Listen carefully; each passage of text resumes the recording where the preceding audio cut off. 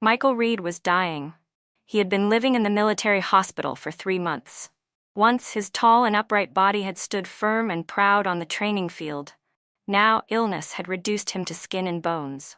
Lying in that snow-white hospital bed, he looked as if he could fall apart at any moment. I had already buried his parents, raised our son and daughter with my own hands, and now I was here again, taking care of him day and night. From black hair to gray, 50 years had passed. Everyone said I was the model of a devoted wife, the greatest blessing the Reed family had earned in generations. Today his energy seemed strangely better, as if it were the final burst before death. Our children, with eyes swollen red from crying, stood at his bedside while he looked past them, his cloudy eyes fixed on me. The blinking light on the monitor pulsed faintly, the only sound in the room, the only sign of life between us. I thought there was something he wanted to tell me privately, something a husband says to his wife at the very end.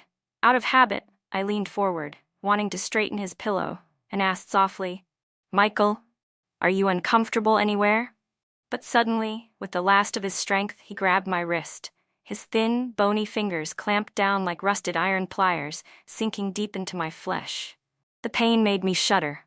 "Evelyn," he said, each word dragged out slowly. In the eyes I had looked into for 50 years, I saw something I had never seen before, a hatred so fierce it could have burned me to ashes. "The biggest regret of my life," he rasped, "was marrying you." My mind buzzed like a hammer had struck it. For a moment, everything went blank. He looked at my pale face, and a faint, twisted satisfaction appeared in his eyes. A hoarse laugh rattled from his throat, wet, broken, and filled with phlegm, like air whistling through a cracked beehive. Then he forced out his words again, every syllable scraping against his lungs. Anna White should have been my wife, my Mrs. Reed. If you hadn't interfered all those years ago, she wouldn't have. That name, Anna White. It stabbed into my heart like an icicle buried there for 50 years, and he, with his dying breath, had twisted it cruelly. The poison spread instantly through my whole body. She was his distant cousin who had died young, the one he used to whisper about when he was drunk, the one he called pure and gentle, his eternal light. Every year, without fail, through wind or rain, he went to her grave and sat there for half a day. For 50 years I had been a fool. Not only had I never doubted him, but I had even gone with him to mourn her. I sighed for that poor, kind girl who died too young, the girl he spoke of with pity and tenderness. I even gave our daughter the middle name Anne, just to comfort the regret I thought he carried in his heart. But it wasn't mourning. It was longing. The 50 years I had spent managing the household, caring for his parents, raising our children, devoting everything to him. All of it, in his eyes, had been nothing more than a cuckoo taking another bird's nest. A mistake that lasted half a century, standing between him and his true love. Everything I had given, every sacrifice, every act of endurance, was nothing but a cruel joke. A wave of hatred and absurdity swallowed me whole.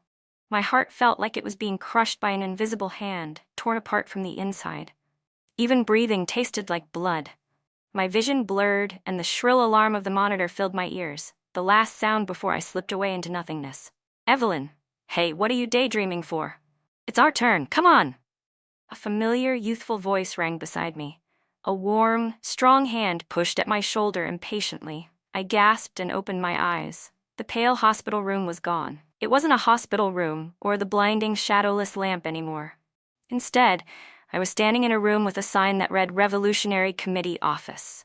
The air was thick with the smell of old paper, red ink, and a faint trace of sweat. On the wall hung bright red slogans: "Grasp Revolution, Promote Production." The words were sharp and glaring. A young man in a crisp white shirt stood before me, frowning slightly as he looked at me. His straight brows and high nose, he looked exactly like the man I remembered at his most handsome, Michael Reed. Instinctively, I looked down at my own hands. They were fair and smooth, full of youthful vitality. My nails were healthy and pink, not a single wrinkle or age spot in sight. I was wearing a blue synthetic fabric dress, one my mother had the cloth for brought from Shanghai and sewn by hand. On the table lay a thin sheet of new paper stamped with a bright red seal. At the top were the words, "Marriage Application Report." The date read, Summer, 1977. I was back. I had returned 50 years into the past, to the very day we had just submitted our marriage application, the day we were about to receive our marriage certificate. Comrades, your application has been approved. Congratulations to both of you. Another fine couple joining the path of revolution. The clerk, a cheerful, broad-smiling woman, handed that sheet of paper, the one that had decided the tragedy of my previous life, into Michael Reed's waiting hands. Michael's face lit up with delight, the smile in his eyes nearly overflowing. His hands trembled slightly as he reached out, his voice quivering with excitement. Thank you, comrade. Those were the same hands that 50 years later would grip my wrist like iron tongues and say the cruelest words in the world. That same smiling face, so full of joy now, would 50 years later twist into hatred as he told me he had never loved me, that I was nothing but a shameful substitute. Just as Michael's fingertips were about to touch that paper, my cold voice broke through the air, sharp and sudden as a shard of ice smashing into the room filled with happiness. Michael and the clerk both froze, stunned. I slowly stood up, met the confused look in Michael's eyes, and turned directly toward the clerk. My voice was calm, firm, and unyielding. Comrade, hello, we just talked it over. We've decided not to get married. We're withdrawing this application. What? Michael's smile froze on his face. He turned to me in shock, his voice cracking. Evelyn, what nonsense are you talking about? Have you lost your mind? Are you overheated? I couldn't even be bothered to look at his fake, panicked face. I kept my gaze fixed steadily on the clerk. The clerk looked flustered, glancing from me to Michael. But the report's already approved. The organization has recognized it. You can't just say you're not getting married. Young people, marriage isn't something to play with. Exactly, because it's not a game, I said evenly, pulling my hand free from Michael's instinctive grip. My voice wasn't loud, but it was clear enough to fill the entire room. That's why we need to be cautious. I finally understand today that Michael Reed and I, given our differences in ideology, family background, and future life goals, are fundamentally incompatible. A hasty marriage would be irresponsible not only to ourselves but also to the army and to the country. We can't let personal feelings trouble the organization. Therefore, after careful consideration, we've decided not to get married. My words were logical, proper, and unassailable. Michael's face turned the color of raw liver. Shock and humiliation twisted across his features as he leaned toward me, lowering his voice in a furious whisper. Evelyn, have you gone insane? Didn't you just tell me yesterday that you'd never marry anyone but me? Michael's voice trembled with anger. What is this? Are you trying to humiliate me in front of everyone? I finally turned my head to look at him, the corners of my lips curling into a cold, cutting smile. Yes, in my past life that was exactly what I had said. And because of those words, I made a fool of myself for 50 years. Comrade Michael Reed, I said, deliberately widening the distance between us. My voice was calm and distinct, every word enunciated. Please watch your language. Revolutionary comrades shouldn't indulge in bourgeois romantic nonsense. We were only seeing each other through an organizational introduction. Now that I've realized we're not compatible, I want to stop the loss in time and end this relationship. Is there a problem with that? A sharp, echoing slap cracked through the air. My hand had struck Michael Reed's face, hard. He was completely speechless, stunned by my righteous tone. His handsome face turned pale, then flushed, colors shifting like a storm. I no longer cared about the anger or humiliation twisting his features. I reached past him, took the still fresh marriage application from the stunned clerk's hands, and tore it cleanly in half. Then into quarters. And finally into a pile of small scraps, which I tossed casually into the trash bin in the corner. There, I said, brushing my hands together as if dusting off invisible dirt. Without a backward glance, I turned and walked toward the door. Summer sunlight poured in from outside, warm and dazzling. I narrowed my eyes slightly and took a deep breath. It was the scent of freedom, of a new beginning. Behind me came Michael Reed's furious shouting and the clerk's anxious attempts to calm him down. But none of it had anything to do with me anymore. This time, I thought, Michael Reed and Anna White, your tragic, destined love story can stay locked away forever. Don't ever come near me again. I had just stepped out the door of the office, barely taken a few steps, when someone grabbed my wrist hard from behind. "Evelyn, you owe me an explanation." Michael's eyes were bloodshot, glaring at me with barely restrained rage. His handsome face was twisted with fury. "What do you take me for? You want to get married, we get married.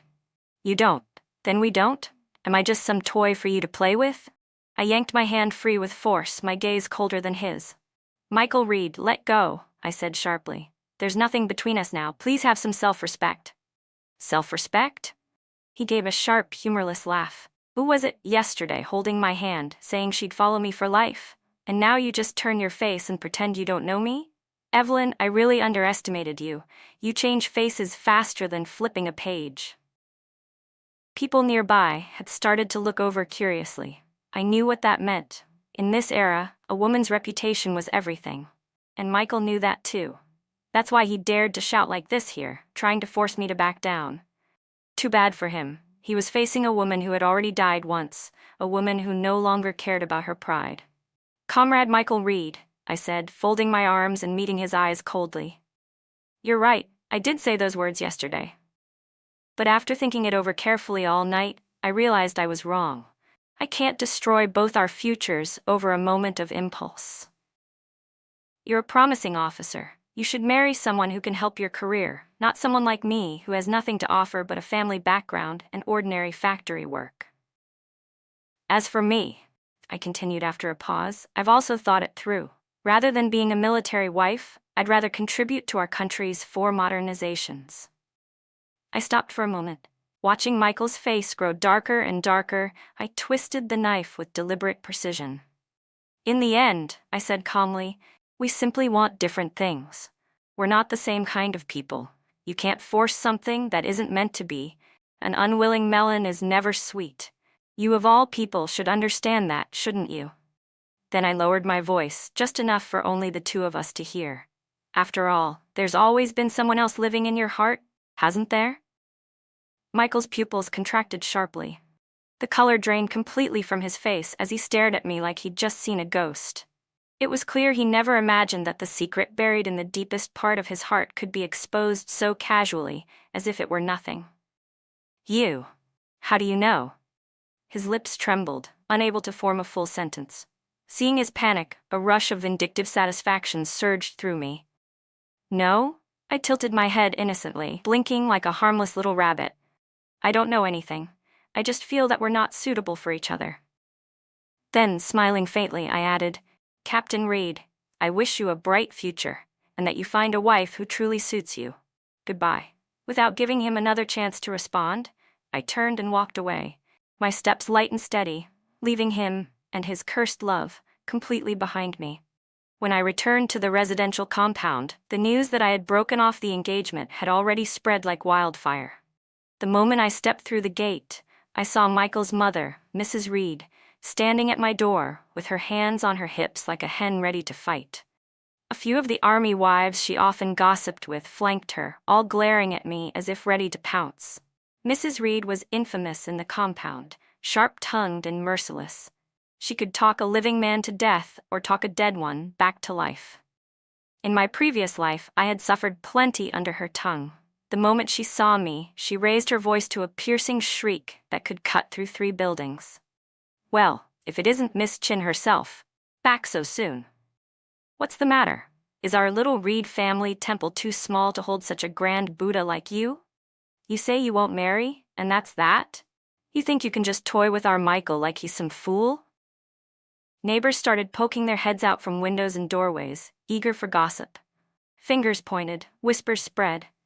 "This Evelyn girl's gone too far. The marriage report's already been filed. How can she just back out now?" "Exactly. What does she think Captain Reed is, some nobody? He's young, successful. Where's he going to find a better match than her? She must just be acting up. Let her cool off for a bit. She'll come around." Mrs. Reed listened to the murmuring crowd, looking more and more smug, as if she already had me cornered. She was certain that a young girl like me would be too embarrassed to stand up to all this public pressure, that I'd bow my head and apologize, just to save face. My parents, both intellectuals, were standing helplessly by the door, sweating nervously. They kept glancing at me, silently begging me to apologize and end the scene. but I acted as if I hadn't seen them. I walked straight up to Mrs. Reed, calm and composed, even wearing a polite smile.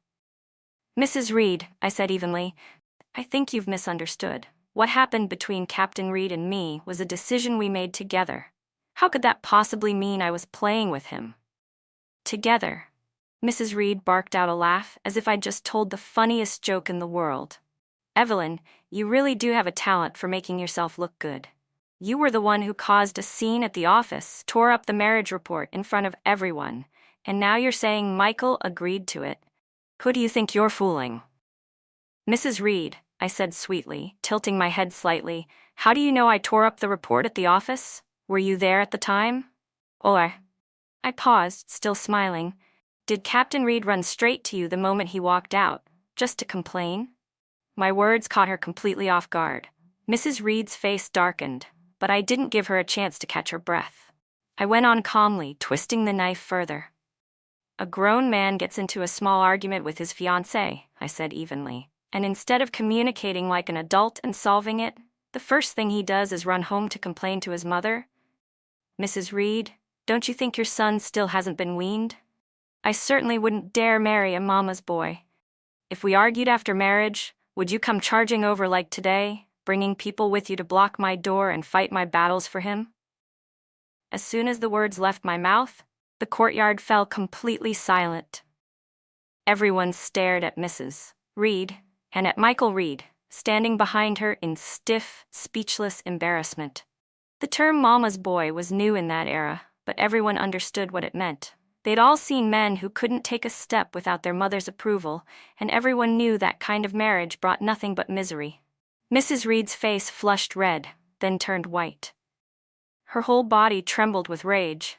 You're talking nonsense, you rude little girl spewing filth from your mouth." "I don't think it's nonsense," I replied, standing straight, my voice clear and firm. "Everyone here knows the truth." I swept my gaze slowly across the crowd. Uncles, aunts, brothers, sisters, this matter between me and Captain Reed is between our two families. We realized our personalities don't match and decided to part ways. That's our mutual choice. Marriage is a serious matter. It determines a lifetime of happiness. We can't joke about it just because we're afraid of gossip. Then, shifting tone, I turned my gaze back to Mrs. Reed, my eyes turning cold. "I may not be some pampered heiress, but my parents raised me as their treasure. I'm not marrying into the Reed family to be some servant, someone you can order around. If your son wants to marry me, he should show sincerity and respect. If he can't do that, then it's better we don't marry at all." My words rang out loud and clear, resolute and sharp. The murmurs in the crowd shifted instantly. Evelyn's right. Marriage isn't something to fool around with. If they're not compatible, better to end it now. Exactly. Mrs. Reed's always been too overbearing. If Evelyn had married into that house, she'd never have had a peaceful life. And Captain Reed, too, letting his mother make a scene like this, it's disgraceful. Mrs. Reed hadn't expected that quiet, well-behaved me could have such a sharp tongue. With just a few words, I had turned the whole situation around. Her lips trembled with fury as she jabbed a finger toward my face. "Fine, Evelyn, just you wait. You think breaking off the engagement will be that easy? You'll have to return every bit of the dowry our family gave you." Ah, there it was, resorting to shameless tricks again. In my past life, she'd used the same move, wringing every penny out of my parents, the gifts, the savings, even the money they'd given to help us start a home. I let out a cold laugh. "Mrs. Reed, you must be mistaken. We only filed a marriage report. We never even got to the engagement stage. When exactly did your family give mine a dowry? Why don't I know about it? Was it gold bars? Silver coins?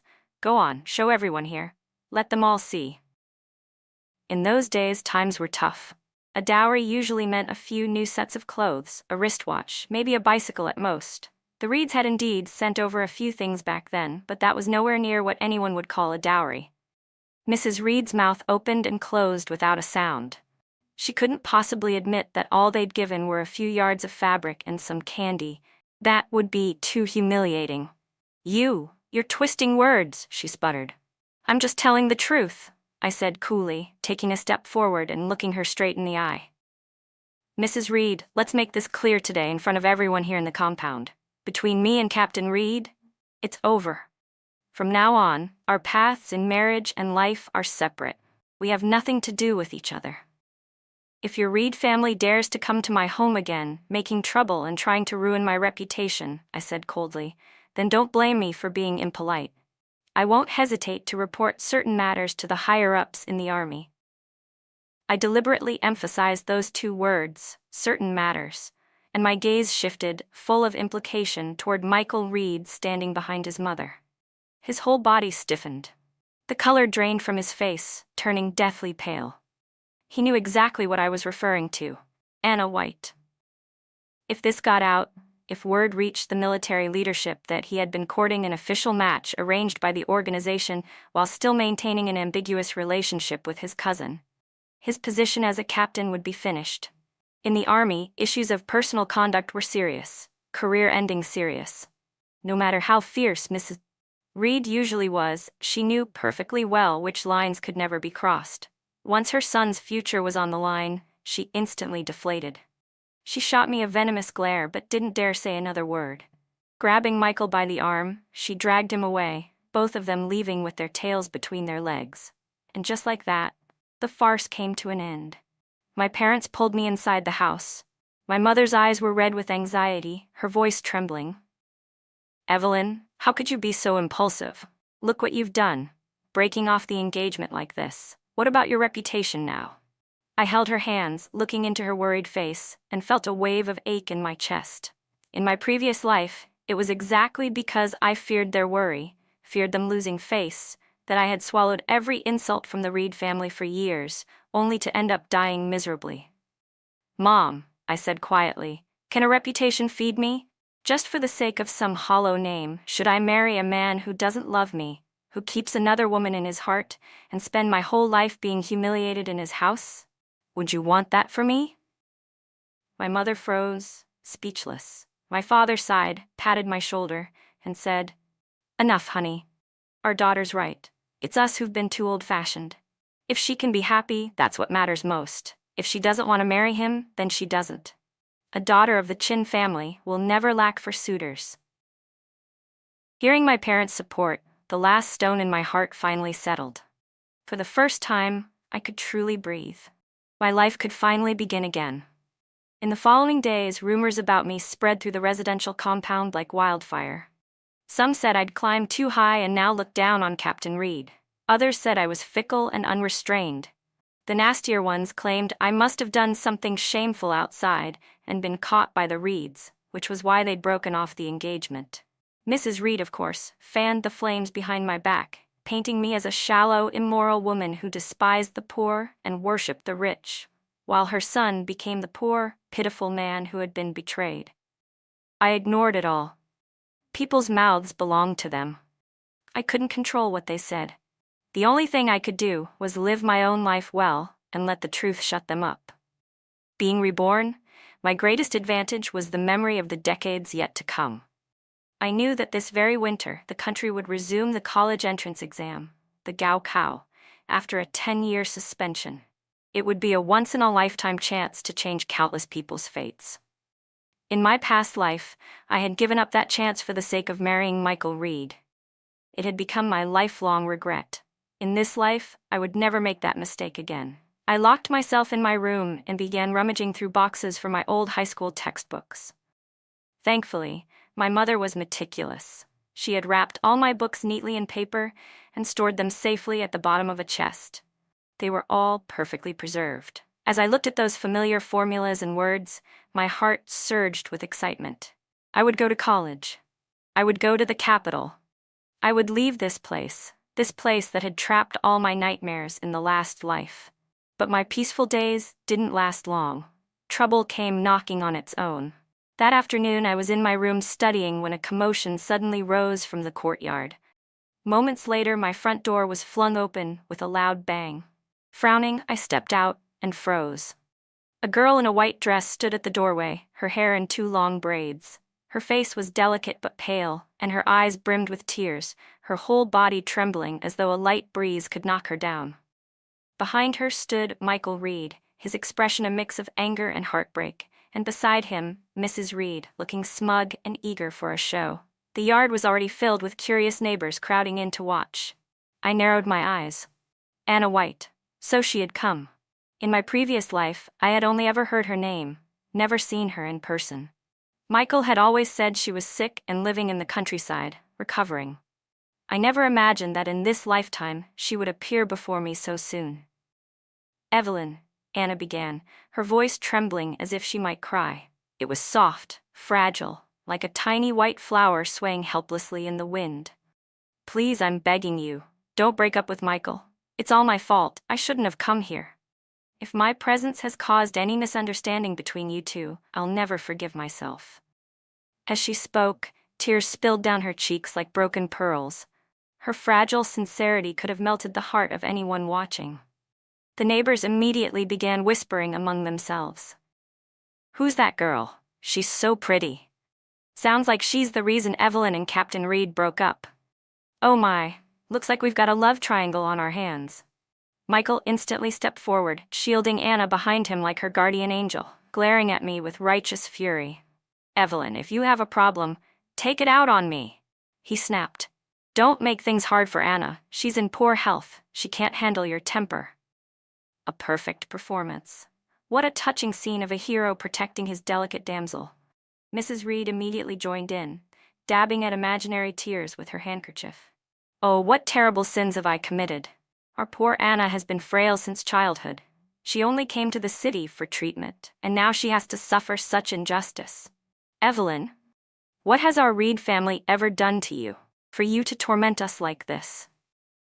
The three of them, mother, son, and poor cousin, played their parts flawlessly, singing in harmony. In an instant, they painted me as a heartless, unreasonable woman who bullied a weak and sickly girl. If this were my past life, the old Evelyn would have been struck dumb by such an ambush, unable to defend herself while they dumped all their filth on me. But not this time. I watched their pathetic little performance and almost laughed. Slowly, I stepped down the stairs and walked toward Anna White, a faintly concerned smile curving my lips. You must be Anna, I said gently. The cousin Mrs. Reed often talks about, right? My calmness clearly startled her. She blinked and nodded awkwardly. Yes, Evelyn.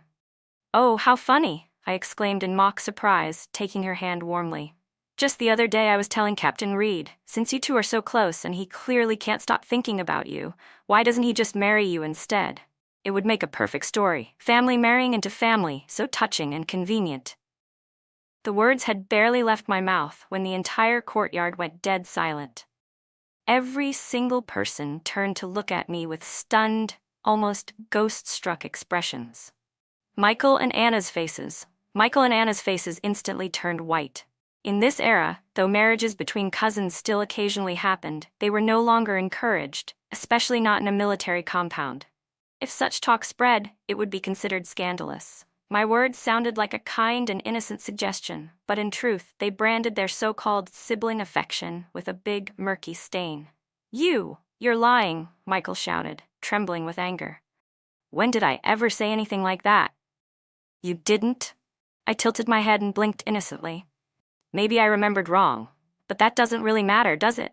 What matters is what you two think and what you've been doing. My gaze slid meaningfully toward the two of them, their bodies standing close together, and Michael's hand still resting protectively on Anna's shoulder. Anna flinched as if burned, jerking away from him, her face wet paper white. No, Evelyn, you've got it wrong. There's nothing between us. Michael and I, we're innocent. Innocent? I smiled, slowly, the kind of smile that carried layers of meaning. My dear, innocence isn't something you can claim just by saying it. You're an unmarried young woman, yet you've been living under the same roof as your cousin, who was about to get married, no less. You go out together during the day, come home together at night, and who knows what happens then. If people start talking, what do you think they'll say? And what will you think? Then I turned to Michael, my voice calm but carrying through the courtyard like a clap of thunder. Captain Reed. The word hit like a bomb. The crowd's expressions shifted, their gazes suddenly curious and suggestive, darting back and forth between the two of them. Yeah, someone muttered under their breath. What's that cousin doing living with him anyway? A man and woman alone, It doesn't look right. No wonder Evelyn broke off the engagement. Now it all makes sense. If it were me, I'd do the same. Under the weight of the neighbor's stares, Anna began to tremble all over, her tears flowing harder, sobs shaking her frail shoulders. She turned helplessly toward Michael, silently begging for rescue. Michael's face was twisted with fury and humiliation. His pride as a soldier couldn't bear those suspicious looks. He'd never imagined that instead of being the one to frame me, I would turn everything back on him with just a few words. "Evelyn," he said through gritted teeth, his voice low and shaking with rage, "don't you dare slander us. Anna only came to the city for medical treatment. She's been staying at my house temporarily. There's nothing improper between us. We're perfectly decent." "Medical treatment," I repeated, my eyes lighting up as if intrigued.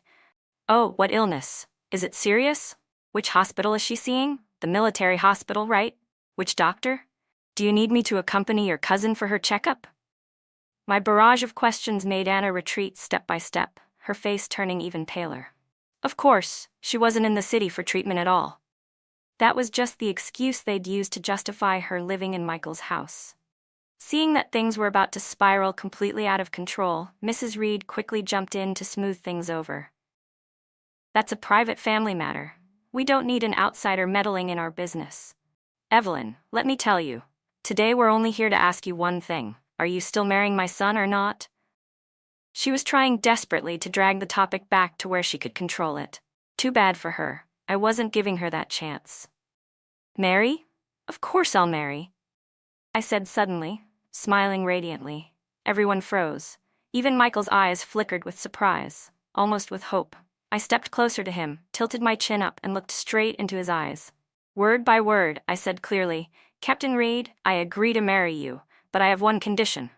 "What condition?" he asked reflexively. My gaze slowly shifted past him to Anna White, standing just behind his shoulder.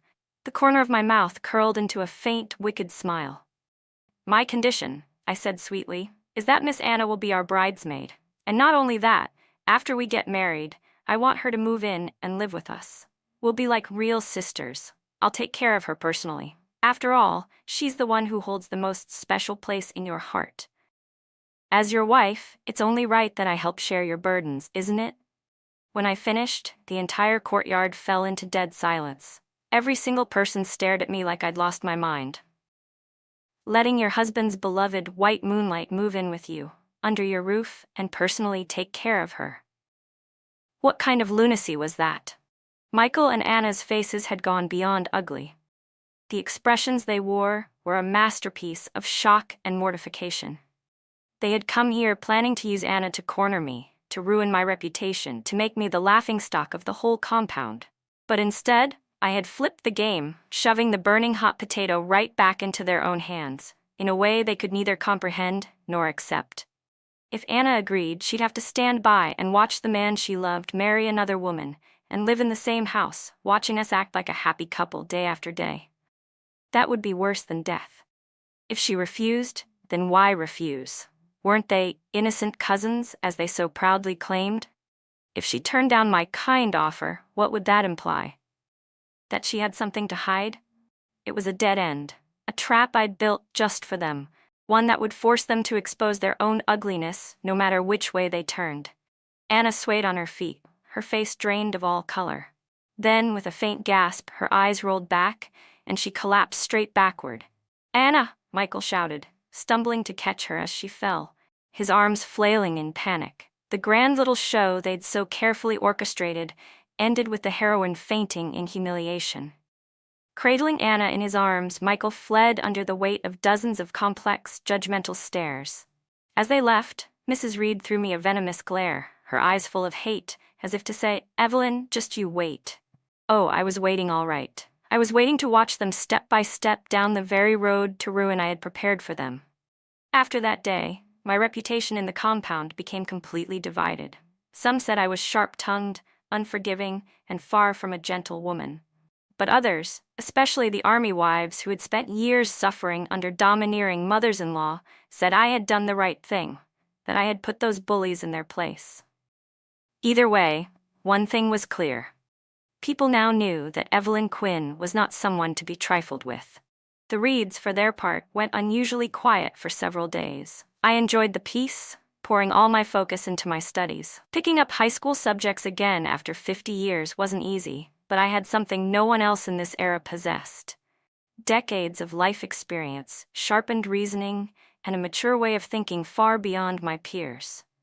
I created a strict study plan for myself, studying from 5 in the morning until 11 at night.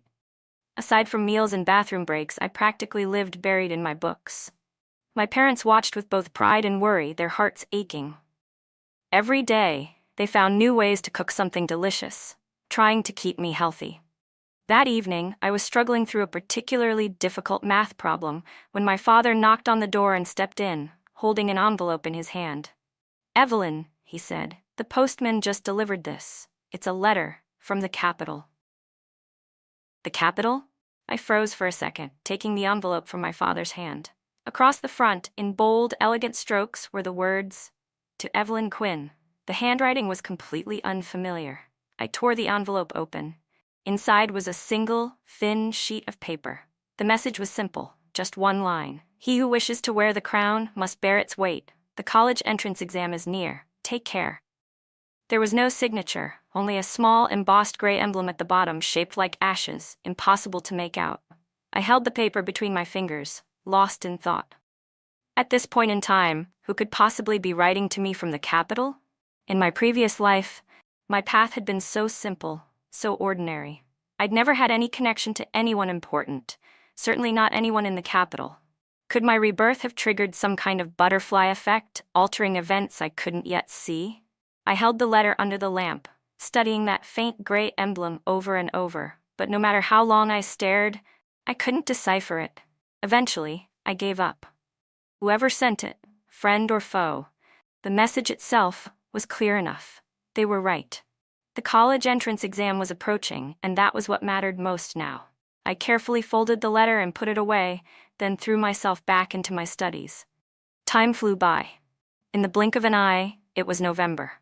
The government officially announced the restoration of the college entrance examination. The news hit China like a thunderclap in spring. Across the country, countless young intellectuals who had lost their youth to chaos wept and celebrated. For the first time in years, hope had returned. I registered immediately. But as I walked out of the registration office, I ran straight into Michael Reed. He had lost weight, his skin tanned darker. His eyes were filled with complicated emotions, anger, resentment, and something that looked strangely like regret. "You're signing up for the exam too?" he asked, his voice rough. "Can't I?" I replied coolly.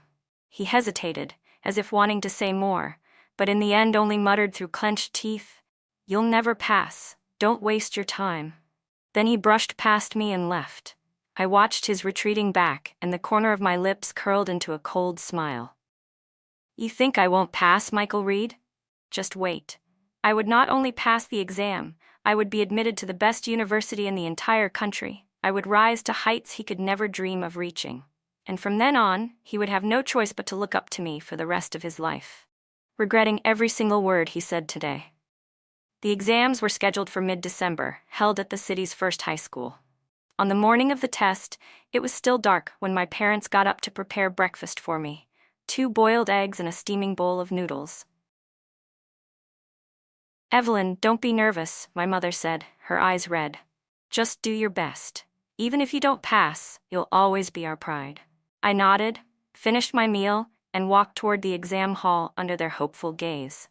Inside, the room was filled with faces, some familiar, some strange. There were teenagers barely in their teens and adults well into their 30s, but every single one of them carried the same burning look of longing and hope for the future. My own heart surged with emotion.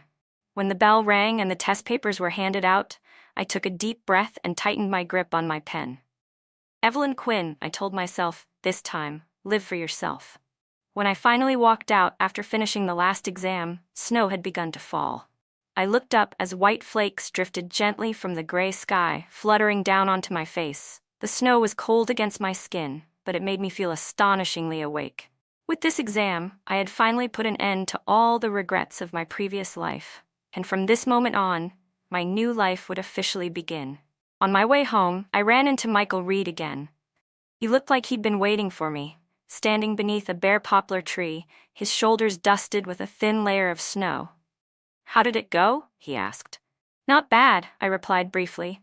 He was silent for a moment, then suddenly said, "Evelyn, can we really never go back to how things were?" I couldn't help but laugh, as if he'd just told the funniest joke in the world.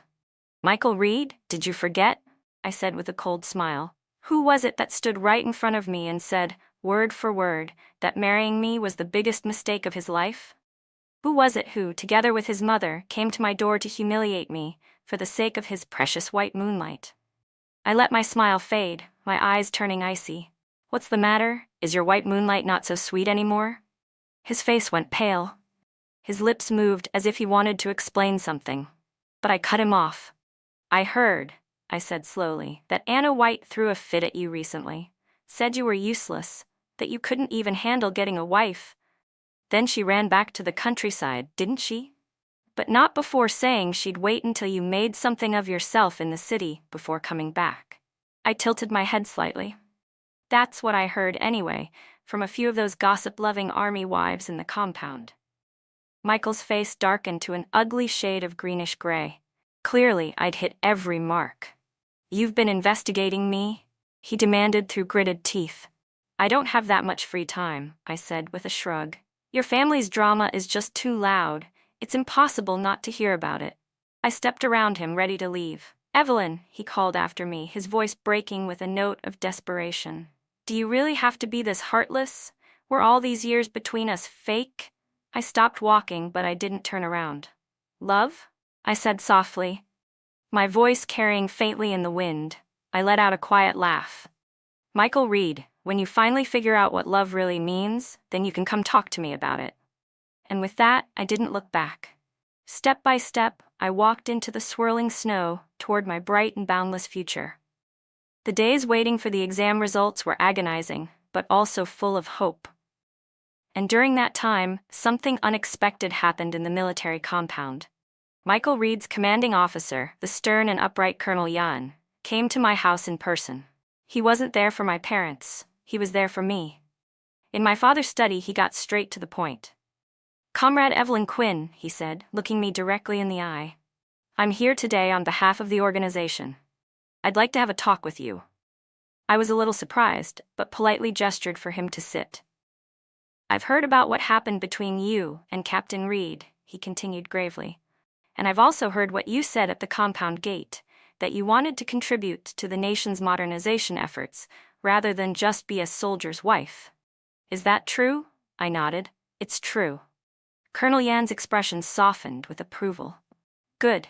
That's the kind of ambition a woman of the new era should have." He paused for a moment, then added, "However, being a soldier's wife and contributing to the country are not mutually exclusive. Behind every outstanding soldier there's an equally outstanding partner." "I came today," he said, smiling slightly, "to introduce you to someone." I blinked. What kind of bizarre plot twist was this? "Colonel Yan, thank you for your kind intentions, but I—" "Don't be so quick to refuse," he interrupted with a wave of his hand. Then, opening his briefcase, he pulled out a photograph and slid it across the table toward me. "Take a look at this first." The photo was black and white. It showed a young man in military uniform, standing tall and straight as a pine. His features were sharp and well-defined, his gaze cutting and fierce like an eagle's, so sharp it felt as though he could see right through a person. Even in profile, he radiated a kind of presence that was impossible to ignore. Something about him looked vaguely familiar. "His name is Ryan Yan," Colonel Yan said, pride slipping subtly into his tone. "He's my nephew, 28 years old, a major in a special operations unit in the capital. He came home to visit recently, and I happened to mention you. He was quite impressed." Ryan Yan. The name clicked in my mind. That day when Michael Reed and Anna White had made a scene outside my house, I'd noticed him among the crowd. A cold, composed face that had stood out even then. So it had been him. A major from the capital's special forces. Suddenly, my mind flashed to that mysterious letter. "He who wishes to wear the crown must bear its weight." Could it have been from him? A storm rippled quietly through my thoughts, though I kept my expression calm. "And what exactly does he admire about me?" I asked evenly. "Your courage, your intelligence, your unwillingness to back down," Colonel Yan said, nodding approvingly. He said his future wife should be like you, someone who can stand beside him as an equal, not hide behind him. My heart skipped a beat. Stand beside him as an equal. Those 4 words. They were a luxury I hadn't even dared to dream of in my last life. Colonel Yan noticed my hesitation and added with a gentle smile, "Of course, this is only a suggestion. Matters of the heart should always be left to you young people. I just happen to think you're a good match. Let me give you his contact information. You can write to each other first, perhaps as pen pals.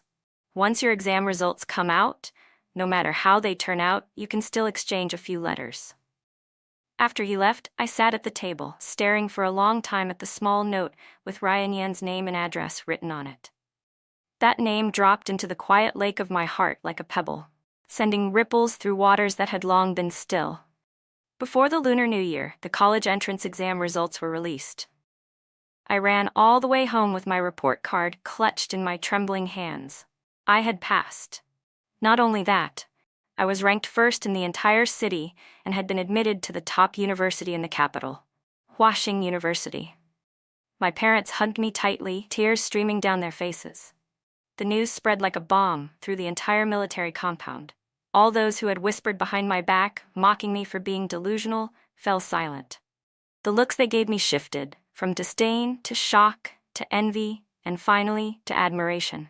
When Mrs. Reed heard the news, she was in the courtyard doing laundry. She dropped her wash basin on the spot, her face turning darker than soot.